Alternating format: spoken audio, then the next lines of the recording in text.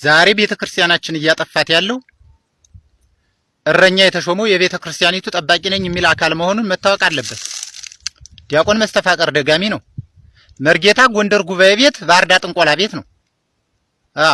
ጎንደር ጉባኤ ቤት ከፍቶ ባህር ዳር ጥንቆላ ቤት ከፍቶ ህዝቡን እያሳበደ ነው። ማን? መርጌታ።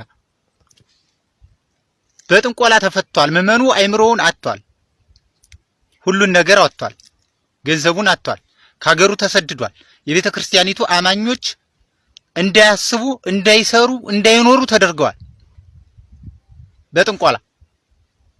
በጥንቆላ ተፈታለች አገሪቱ። ማሰብ የማይችል ትውልድ ፈጥረናል። እርስ በርሱ መስማማት መናበብ የማይችል ትውልድ ፈጥረናል። መግባባት የማይችል ትውልድ በቤተ ክርስቲያን ፈጥረናል። ደህና ዋልክ ብትለው ዛሬ እግዚአብሔር ይመስገን የሚል የለም፣ ቸር የሚመልስ የለም።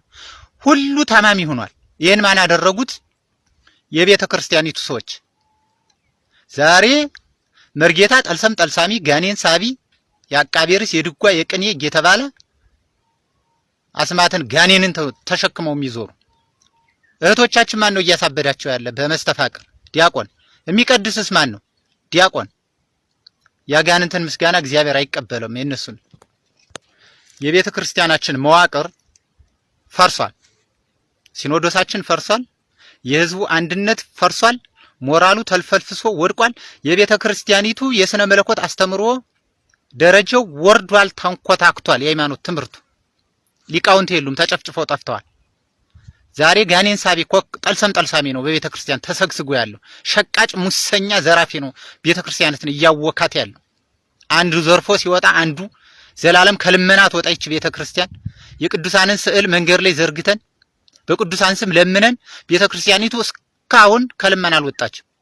የማንም መለመኛ ናት። ለጥቅም ነው የሚጋፉባት። 150 ሺህ ብር 200 ሺህ ብር እየተሾመ ነው መምህር የሚቀጠርባት ዲያቆን በቤተ ክርስቲያኒቱ ላይ። ዛሬ በየትኛውም መስሪያ ቤት ብትሄዱ ከኢትዮጵያ ኦርቶዶክስ ተዋሕዶ ቤተ ክርስቲያን በላይ የሙስና ጣቢያ እርከን አታገኙ። ከፍተኛው የሙስና ገንዘብ እየተከፈለ ያለ እየተፈጸመባት ያለ ቤተ ክርስቲያን ላይ ነው። ዛሬ የመንግስት ተቋማት ላይ አይደለም።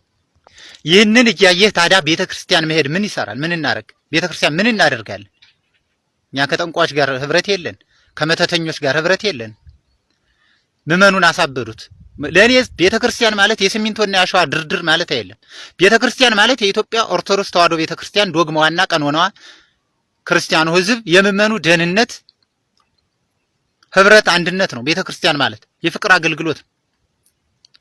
ጠልሰም ጠልሳሚ ነው። ዛሬ በንቅሳትና በቀለበት ምን ተሸክመው እንደሚዞሩ የቤተ ክርስቲያኑ አገልጋዮች ምዕመኑ ሊያውቀው ይገባል። ጸበሉን ምዕመኑን በጸበልና በሆስፒታል አሰዶ ጨርሶታል።